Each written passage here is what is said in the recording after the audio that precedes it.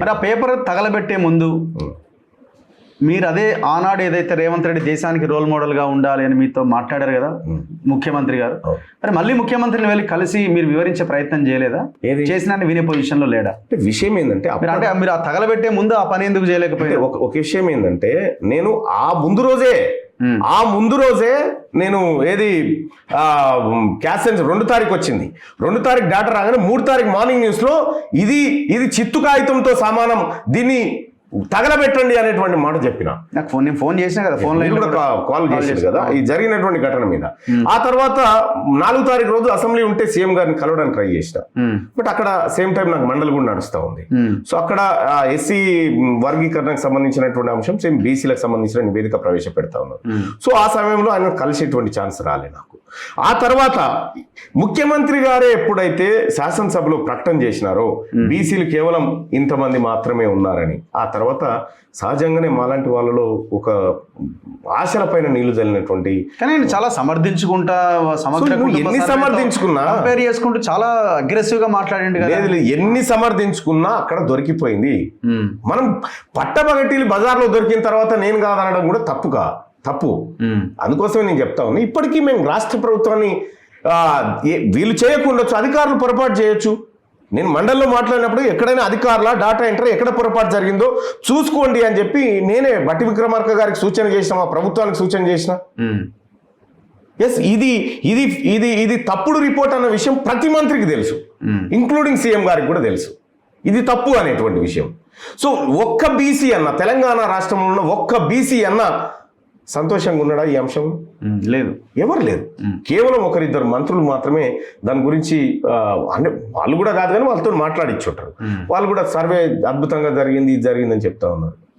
మరి అయినా మీకు నోటీస్ వచ్చింది కదా 12వ తారీఖు లోపు రిప్లై నోటీస్ ఎట్లా ఇచ్చినారు మీకు? దాని వెనకాల కూడా జానారెడ్డి ఉన్నాడా? జానారెడ్డి గారి కళ్ళల్లో ఆనందం కోసం చిన్నారెడ్డి గారు జారీ చేసిన నోటీస్ అది.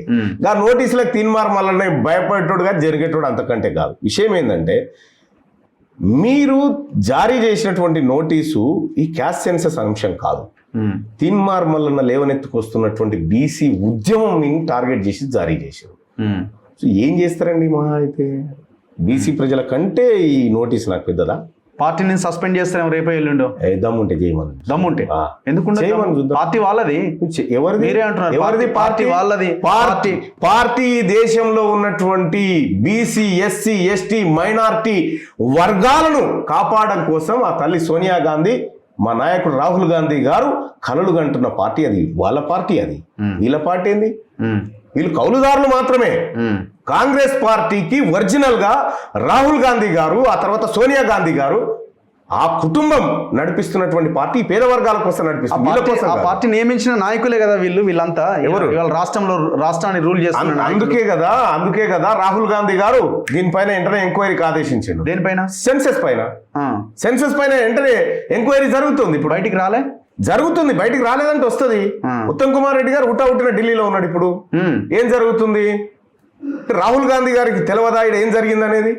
క్లియర్ గా మేము 2-3 రోజులు అక్కడ ఉండి అన్ని ఎక్స్ప్లెయిన్ చేసినాం కదా. ఏం చేయాలి? రాహుల్ గాంధీకి కలిసి ఎక్స్ప్లెయిన్ చేశారు. ఎవరిని కలవాలో వాళ్ళని కలిసి ఎక్స్ప్లెయిన్ చేసినాము.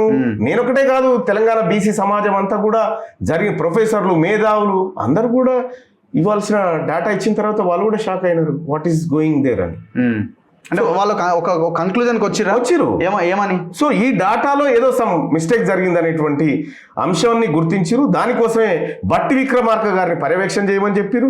రెండోది ఏంటంటే ఒక అబ్జర్వర్ని పెట్టమని చెప్పారు. తర్వాత ఈ ప్రజల నుంచి వచ్చిన ప్రతి డౌట్కు సమాధానం తీసుకురావాలి, అవసరమైతే మళ్ళీ సర్వే చేయండి అని చెప్పారు.